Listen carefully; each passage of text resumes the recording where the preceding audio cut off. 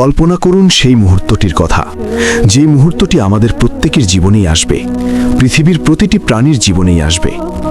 চারপাশের কোলাহল আজ ধীরে স্থিমিত হয়ে আসছে। বুকের ভিতরটা কেমন যেন ব্যথা ব্যথা অনুভব হচ্ছে। শ্বাস নিতেও কষ্ট হচ্ছে, খুব বেশি কষ্ট।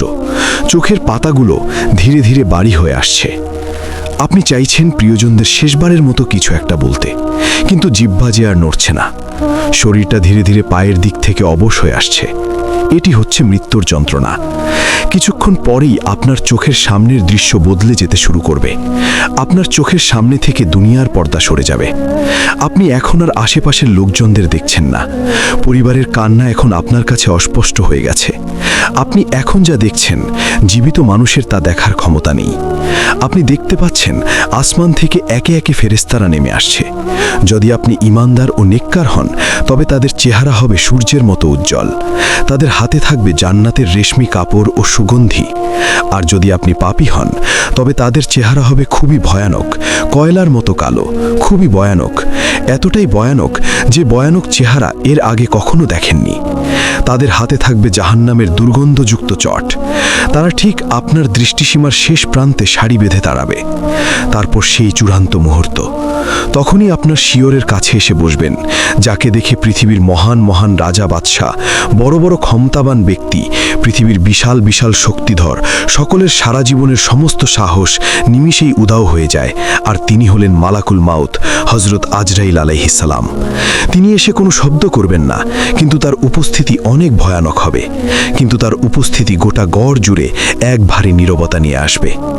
তিনি আপনার রূহ বা আত্মার ঠিক মুখোমুখি হবেন। এরপর তিনি আপনাকে ডাক দিবেন। যদি আপনি পুণ্যবান হন, তাহলে তিনি বলবেন, হে প্রশান্ত আত্মা, বেরিয়ে এসো তোমার রবের ক্ষমার দিকে, তার সন্তুষ্টির দিকে। আর সেই ডাক শুনে তৃষ্ণার্ত মানুষ যেভাবে পানির দিকে ছোটে, আপনার রূহ ও ঠিক সেভাবে শরীর থেকে বেরিয়ে আসতে চাইবে। কিন্তু যদি আপনি অবাধ্য হন, তাহলে তিনি হুঙ্কার দিয়ে বলবেন, হে পাপিষ্ঠ আত্মা, বেরিয়ে এসো আল্লাহর ক্রোধ আর শাস্তির দিকে। ভয়ে আপনার রূহ শরীরের ভিতর পালানোর চেষ্টা করবে, প্রতিটি শিরা উপশিরায় লুকিয়ে পড়ার চেষ্টা করবে। অতপর মালাকুল মাউত হযরত আজরাইল আলাইহিস সালাম যখন আপনাকে স্পর্শ করবে, তখন আপনি যদি একজন মুমিন হয়ে থাকেন, তাহলে আপনার রূহ শরীর থেকে বেরিয়ে আসবে ঠিক ততটা সহজে, যতটা সহজে একটা কলস থেকে পানির ফোঁটা গড়িয়ে পড়ে। কোনো কষ্ট নেই, কোনো হেঁচকা টান নেই, যেন এক গভীর প্রশান্তির শান্তির ঘুমে তলিয়ে যাচ্ছেন। রূহ বের হওয়ার সাথে সাথেই ঘরের মধ্যে ছড়িয়ে পড়বে জান্নাতের মিস্ক আম্বারের সুঘ্রাণ, যা কেবল ফেরেশতারা আর আপনার রূহ অনুভব করতে পারবে। আপনার জন্য অপেক্ষমান রহমতের ফেরেশতারা চোখের পলক ফেলার আগেই আপনার পবিত্র আত্মাকে জান্নাতের রেশমি কাপড়ে জড়িয়ে নেবেন। কিন্তু যদি আপনি পাপিষ্ঠ হন, তাহলে আপনার রূহকে টেনে হিচড়ে এমনভাবে বের করা হবে, যেভাবে ভেজা পশমের ভেতর থেকে কাঁটাযুক্ত লোহার শিক জোরপূর্বক বের করা হয়। হাদিসে এসেছে, এতে শরীরের শিরা উপশিরা ছিঁড়ে যাওয়ার মতো যন্ত্রণার সৃষ্টি হয়। রূহ শরীর ছাড়তে চাইবে না।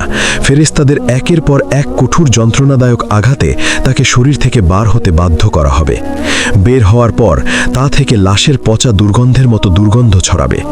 অতপর সেই অপবিত্র রূহকে জাহান্নামের দুর্গন্ধযুক্ত কালো খসখসে কাপড়ে মুড়িয়ে ফেলা হবে। এখন আপনার রূহ আপনার দেহকে দেখছে। আপনার সন্তানরা কাঁদতেছে, প্রিয়তমা স্ত্রী বা স্বামী বিলাপ করছে, মা বাবা সকলেই যেন শোকে পাথর হয়ে গেছে। আপনি চিৎকার করে বলতে চাইছেন, আমি মারা যাইনি, আমি তো সব দেখতে পাচ্ছি, তোমরা কাঁদছো কেন? কিন্তু আপনার সেই আওয়াজ দুনিয়ার কারো কাছে পৌঁছাবে না। কেউ শুনতে পাবে না আপনার কথা। মানুষের জগৎ আর আপনার জগতের মাঝখানে এখন এক অদৃশ্য দেওয়াল তৈরি হয়ে গেছে। ফেরেশতাদের একটি দল আপনাকে নিয়ে আকাশের দিকে উড়াল দেবে। পথে আসমানের ফেরেশতারা জিজ্ঞেস করবেন, কে এই ব্যক্তি, কার রূহ এটি? যদি আপনি নেককার হন, তবে ফেরেশতারা দুনিয়াতে আপনার সবচেয়ে সুন্দর নাম ধরে পরিচয় দিবেন। বলবেন, উনি হলেন অমুকের সন্তান অমুক। আকাশের দরজাগুলো আপনার জন্য আনন্দের সাথে খুলে দেওয়া হবে। প্রতিটি আসমানের ফেরেশতারা আপনাকে অভ্যর্থনা জানাবে। কিন্তু যদি আপনি দুর্ভাগা হন, যদি আপনি আপনার রবের অবাধ্য বান্দা হন, তবে ফেরেশতারা আপনার সবচেয়ে ঘৃণিত ও খারাপ নামটি উল্লেখ করবেন। আকাশের কাছে পৌঁছানোর পর আসমানের দরজা আপনার জন্য বন্ধ করে দেওয়া হবে। আল্লাহ তাআলা পবিত্র কুরআনে বলেছেন, তাদের জন্য আসমানের দরজা খোলা হবে না এবং তারা জান্নাতে প্রবেশ করতে পারবে না যতক্ষণ না সুইয়ের ছিদ্র দিয়ে উট প্রবেশ করে। অর্থাৎ এখন ফিরে আসার বা উপরে ওঠার সকল রাস্তা বন্ধ হয়ে যাবে। তখন আল্লাহ রাব্বুল আলামিন নির্দেশ দিবেন, আমার এই বান্দার আমলনামা নেককারদের তালিকায় আর না হয় পাপিষ্ঠদের তালিকায় লিখে রাখো এবং তার রূহকে দুনিয়ায় ফেরত পাঠাও, কারণ মাটি থেকে আমি তাকে সৃষ্টি করেছি এবং এই মাটিতেই তাকে ফিরিয়ে আনা হবে। তখন মুহূর্তের মধ্যেই রূহ আবার নিচে নেমে আসে। এখন সে তার মৃতদেহের খুব কাছেই অবস্থান করছে। আপনাকে একটি কাঠের তক্তার উপর শোয়ানো হয়েছে। আপনার সারা জীবনের অর্জিত সম্মান, মর্যাদা, দাপট, ক্ষমতা, শক্তি সব ওই তক্তার উপর নিথর পড়ে আছে। আপন মানুষেরা আপনার জামা কাপড় খুলে নিচ্ছে। যেই শরীরটাতে একটু আঁচড় লাগলে আপনি অস্থির হয়ে যেতেন, সেই শরীরটাকে অন্যরা উল্টোপাল্টা করে ধৌত করছে। গরম পানি না ঠান্ডা পানি তা বলার ক্ষমতাও আজ আপনার নেই। আপনার রূহ পাশে দাঁড়িয়ে সব কিছু দেখছে। হাদিসের বর্ণনা অনুযায়ী রূহ তখন গোসল করানো ব্যক্তিদের মিনতি করে বলতে থাকে, আমার শরীরটাকে খুব সাবধানে ধরো, আমাকে জুড়ে ঘষবে না, আমি খুব ব্যথা পেয়েছি। কিন্তু হায়, সেই আর্তনাদ কেউ শুনতে পায় না। অতঃপর গোসল শেষে এখন আপনাকে 3টি সাদা কাপড়ে মোড়ানো হয়েছে। দুনিয়ার সকল রঙিন পোশাক আলমারিতেই পড়ে রইল। আপনার সাথে যাচ্ছে পকেটবিহীন এই সাদা কাপড়। আত্মীয় স্বজন, বন্ধু বান্ধব সবাই মিলে আপনাকে কাঁধে তুলে নিল। শুরু হলো আপনার আসল বাড়ির দিকে যাত্রা। যখন মানুষ খাটিয়া কাঁধে নিয়ে জুড়ে হাঁটতে থাকে, তখন রূহ চিৎকার করতে থাকে। যিনি নেককার তিনি আনন্দের সহিত বলতে থাকে, আমাকে তাড়াতাড়ি নিয়ে চলো, আমাকে তাড়াতাড়ি নিয়ে চলো, আমার রবের ওয়াদা সত্য, আমাকে আমার গন্তব্যে পৌঁছাতে দেরি করো না। তার কাছে এখন কবর মানে বয়ের জায়গা নয়, বরং অনন্ত সুখের বিশ্রামাগার। কিন্তু যিনি বৎকার তিনি ভয়ে থরথর করে কাঁপতে থাকেন এবং চিৎকার করে বলেন, হায় কপাল, তোমরা আমাকে কোথায় নিয়ে যাচ্ছ? আমাকে এই অন্ধকার গর্তে নিও না। তার এই ভয়াবহ চিৎকার মানুষ এবং জিন ছাড়া পৃথিবীর সকল পশু পাখি শুনতে পায়। যদি মানুষ এই আওয়াজ শুনতে পেত তবে তারা ভয়ে বেহুশ হয়ে যেত। অতঃপর খাটিয়ার কাঁধ বদল হচ্ছে। পরিচিত রাস্তাগুলো ধীরে ধীরে পিছনে পড়ে যাচ্ছে। সামনেই দেখা যাচ্ছে বাঁশের ঝাড় বা নির্জন কোনো স্থান, মাটি খুঁড়ে রাখা হয়েছে।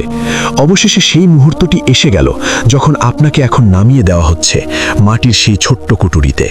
যাদের আপনি সবচেয়ে বেশি ভালোবাসতেন, যাদের ছাড়া আপনার দুনিয়াতে এক মুহূর্তও চলত না, তারাই আজ আপনাকে এই অন্ধকার গর্তে শুইয়ে দিচ্ছে।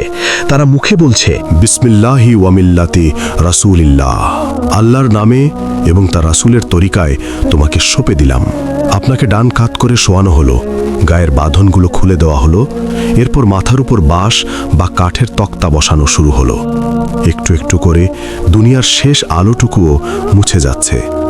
তক্তা বসানো শেষে শুরু হলো মাটি দেওয়া। আপনি শুনতে পাচ্ছেন মাটির বাড়ি শব্দ, মুখের উপর মাটির চাপ বাড়ছে। কিন্তু এক সময় সব শব্দ থেমে গেল। আপনার চারিদিকে শুধুই অন্ধকার, এমন অন্ধকার যেখানে নিজের হাতটুকুও দেখা যাচ্ছে না, একেবারে নীরবতা। এই সময়ের বর্ণনা দিতে গিয়ে রাসূলুল্লাহ সাল্লাল্লাহু আলাইহি ওয়াসাল্লাম বলেছেন, মৃত ব্যক্তি তখন তার স্বজনদের চলে যাওয়ার পায়ের জুতার শব্দ শুনতে পায়। আপনি শুনতে পাচ্ছেন আপনার বাবা, ভাই, বন্ধুরা, আত্মীয় স্বজনরা সবাই রেখে চলে যাচ্ছে।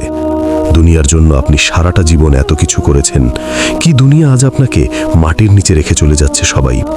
ঠিক তখনই ঘটবে এক অনিবার্য ঘটনা। কবর আপনাকে দুই পাশ থেকে একটা চাপ দেবে। হাদিসে আজ এসেছে, এমন কোনো মানুষ নেই যে এই চাপ আলিঙ্গন থেকে রেহাই পাবে, এমনকি মাসুম বাচ্চারাও নয়। তবে ব্যক্তিভেদে কবরের এই চাপের মধ্যে পার্থক্য আছে। যদি আপনি মুমিন হন তবে মা সন্তানের জন্য যতটা বেকুল থাকে, কবর আপনাকে ঠিক ততটাই মায়া নিয়ে জড়িয়ে ধরবে। অনেক দিন দূরে থাকা সন্তানকে যেভাবে মা জড়িয়ে ধরে, কবর আপনাকে ঠিক সেভাবেই আলতো করে চাপ দেবে। কিন্তু যদি আপনি আপনার রবের অবাধ্য বান্দা হন, তবে মাটির দুই পাশ থেকে আপনাকে এমনভাবে চেপে ধরবে যে এক পাঁজরের হাড় অন্য পাঁজরের হাড়ে গিয়ে ঢুকে যাবে। তখন খুবই চিৎকার করে আর্তনাদ করে উঠবেন, কিন্তু মাটির পুরো দেওয়াল ভেদ করে সেই চিৎকার বাইরে যাবে না। আপনি এখন সম্পূর্ণ একা, একেবারেই সঙ্গীহীন। একদম এই আলোহীন নির্জন কবরে আপনার নিস্তব্ধতা ভেঙে দিতে উপস্থিত হবেন দুইজন ফেরেশতা, মুনকার এবং নাকির। তাদের চেহারা এত ভয়াবহ যে হাদিস শরীফে বলা হয়েছে তাদের দেখে মানুষ তো দূরের কথা, পাহাড়ও কেঁপে ওঠার কথা। তাদের হাতে থাকবে বিশাল হাতুড়ি। তারা আপনাকে শোয়া অবস্থা থেকে ধমক দিয়ে উঠাবে। তাদের কণ্ঠে কোনো ভনিতা নেই, কোনো ভূমিকা নেই। শুরু হবে আপনার অনন্ত জীবনের ফাঁস ফেলের পরীক্ষা। প্রথম প্রশ্ন, মান রব্বুকা, তোমার রব কে? দ্বিতীয় প্রশ্ন, মান দীনুকা, তোমার দিন বা জীবন ব্যবস্থা কি ছিল? তৃতীয় প্রশ্ন, রাসূল সাল্লাল্লাহু আলাইহি ওয়াসাল্লামের প্রতি ইঙ্গিত করে বলা হবে, এই ব্যক্তিটিকে। শুনতে খুব সহজ মনে হচ্ছে, তাই না? কিন্তু কবরের এই পরীক্ষা স্মৃতিশক্তি বা মেধার পরীক্ষা নয়, এটি হলো ঈমানের পরীক্ষা।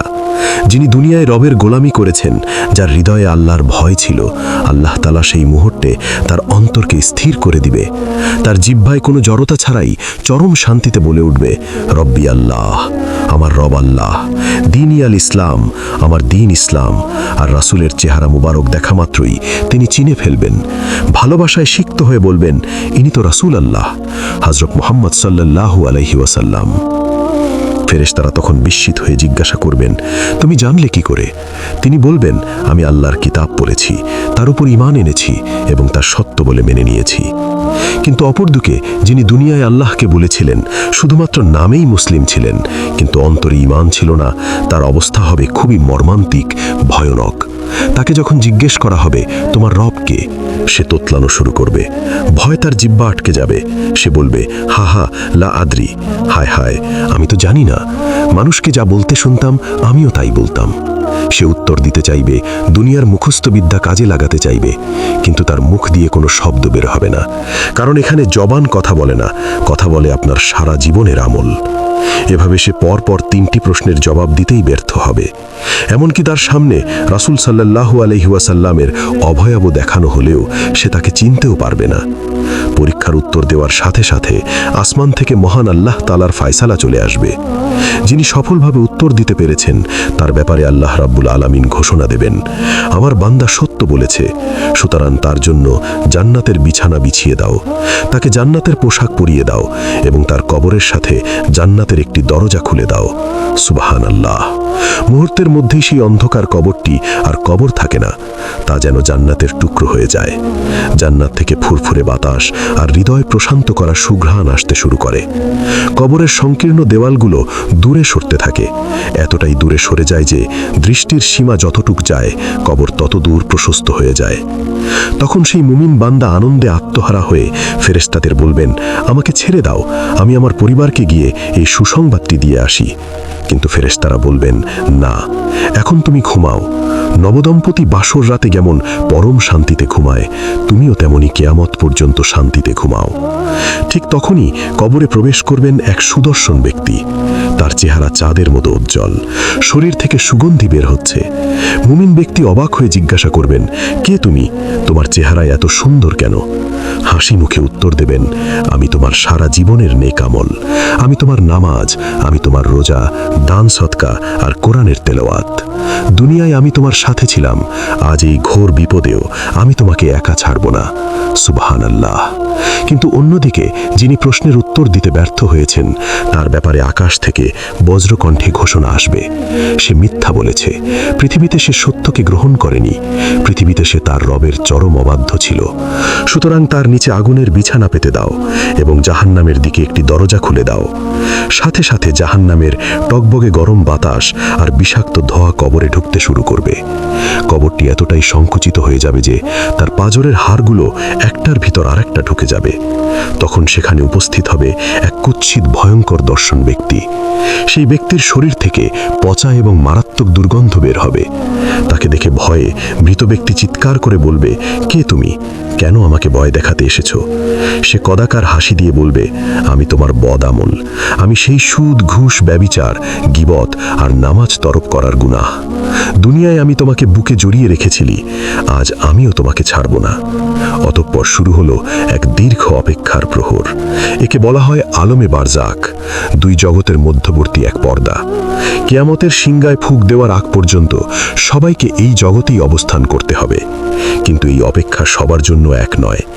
হাদিস শরীফে এসেছে, মুমিনের রূহ শরীর থেকে মুক্ত হয়ে সবুজ পাখির আকৃতি ধারণ করে অথবা পাখির পেটের ভিতর অবস্থান করে। তারা জান্নাতের গাছে গাছে ঘুরে বেড়ায়, সেখানকার ফল ভক্ষণ করে এবং আরশের নিচে ঝুলন্ত প্রদীপে আশ্রয় নেয়। একবার চিন্তা করুন, কিছুক্ষণ আগেই যে মানুষটি দুনিয়ার হাসপাতালে যন্ত্রণায় কাতরাচ্ছিলেন, এখন তিনি জান্নাতের বাগানে চরম শান্তিতে ঘুরে বেড়াচ্ছেন। সেখানে তার সাথে সাক্ষাৎ হয় আগে মৃত্যুবরণ করা আত্মীয় স্বজনের রূহের সাথে। বহুদিন পর প্রবাসী আপনজন বাড়িতে ফিরলে যেমন সবাই তাকে ঘিরে ধরে, বারজাক জগতে মৃত আত্মীয়রা নতুন যাওয়ার রূহকে সেভাবেই ঘিরে ধরে। তারা জিজ্ঞাসা করে, দুনিয়ায় অমুক কেমন আছে, অমুক কি বিয়ে করেছে, অমুক কি এখনো নামাজ পড়ে। অন্যদিকে পাপীদের রূহকে নিক্ষেপ করা হয় সিজ্জিনে, জমিনের সর্বনিম্ন স্তরে। সেখানে তারা বন্দী অবস্থায় থাকে। তাদের জন্য না আছে কোনো মুক্তি, না আছে কোনো সংবাদ, শুধুই অপমান আর লাঞ্ছনা। তবে এই 24 ঘন্টা পর এক অদ্ভুত যোগাযোগ ব্যবস্থা চালু থাকে। আপনার আমলনামার খাতা বন্ধ হয়ে গেলেও একটি জানালা খোলা থাকে। আপনি কবরে শুয়ে আছেন, হঠাৎ দেখলেন আপনার কবরের আযাব কমে যাচ্ছে অথবা জান্নাতের নেয়ামত বেড়ে যাচ্ছে। আপনি অবাক হয়ে ফেরেশতাদের জিজ্ঞাসা করবেন, আমার তো সব আমল বন্ধ, তাহলে এগুলো কোথায় থেকে আসলো? তখন ফেরেশতারা বলবেন, দুনিয়ায় তোমার রেখে যাওয়া নেক সন্তান তোমার জন্য হাত তুলে দোয়া করেছে, অথবা তোমার সাদাকায়ে জারিয়া, যে মসজিদ, মাদ্রাসা, এতিমখানা তুমি বানিয়েছিলে, তার সওয়াব তোমার কাছে পৌঁছে যাচ্ছে। তবে পাপীদের ক্ষেত্রে এর ঠিক উল্টো চিত্র আছে।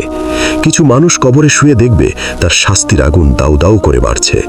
কেননা দুনিয়ায় তারা এমন কোনো পাপের প্রথা চালু করে এসেছিল, অশ্লীল ভিডিও, খারাপ লেখা বা শিরিকের আস্তানা, যা মানুষ এখনো দেখছে বা করছে। যতজন মানুষ ওই পাপে লিপ্ত হচ্ছে, তার ভাগ কবরে শুয়ে থাকা ওই ব্যক্তির আমলনামায় জমা হচ্ছে। অতঃপর এভাবেই সময় যেতে যেতে কবরের প্রথম রাত পার হয়ে সকাল হবে। দুনিয়ায় সূর্য উঠবে, মানুষ আপনাকে ভুলে কাজে লেগে যাবে, কিন্তু আপনার জন্য আর কোনো সূর্য উঠবে না। অপেক্ষা শুধুই মহাপ্রলয় বা কিয়ামতের। এভাবেই কেটে যাবে কবরের প্রথম 24 ঘন্টা। তারপর দিন, মাস, বছর, শতাব্দী। পৃথিবীতে আপনার নামটিও হয়তো ভুলে যাবে। আপনার সন্তানেরা বৃদ্ধ হবে, তারা একদিন মারা যাবে। আপনার ঘরটি অন্য কেউ বাস করবে। যেই অফিস বা ব্যবসার জন্য আপনি নাওয়া খাওয়া ভুলেছিলেন, সেখানে আপনার নামটি একবারের জন্য উল্লেখিত হবে না। আপনি মাটির নিচে সম্পূর্ণ একা, কেবল আপনার আমল নিয়ে অপেক্ষায় থাকবেন মহাবিচারের দিনের জন্য। প্রিয় দর্শক, একটু গভীর শ্বাস নিন, নিজের হাতের দিকে তাকান। আপনি এখনো জীবিত, আপনার হৃদস্পন্দন এখনো চলছে, মালাকুল মৌত এখনো আপনার দরজায় কড়া নাড়েননি। কবরে শুয়ে থাকা ওই কোটি কোটি মানুষ, রাজা, বাদশাহ, ফকির কিংবা ধনী, তারা যদি সারা পৃথিবীর বিনিময়ে আল্লাহর কাছে 1 মিনিট ভিক্ষা চায়, তবুও তা তাদের দেওয়া হবে না। তারা একটিবারও সুবহানাল্লাহর সুযোগ আর পাবে না। কিন্তু আল্লাহ আপনাকে এখনো সেই সুযোগটি দিয়েছেন। এই ভিডিওটি দেখা হয়তো আল্লাহর পক্ষ থেকে আপনার জন্য একটি বিশেষ বার্তা। তিনি চাইছেন আপনি ফিরে আসুন। তাই আসুন, আজ এখন থেকেই প্রতিজ্ঞা করুন, অন্ধকার কবরের সাথী হিসাবে আমরা নামাজকে আঁকড়ে ধরব, কোরআনকে বন্ধু বানাবো, মানুষের হক নষ্ট করা থেকে বিরত থাকব, চোখের পানি ফেলে রবের কাছে বলবো, হে আল্লাহ, আমি ভুল করেছি, তুমি আমাকে ক্ষমা করো। আমিন ইয়া রাব্বাল আলামিন।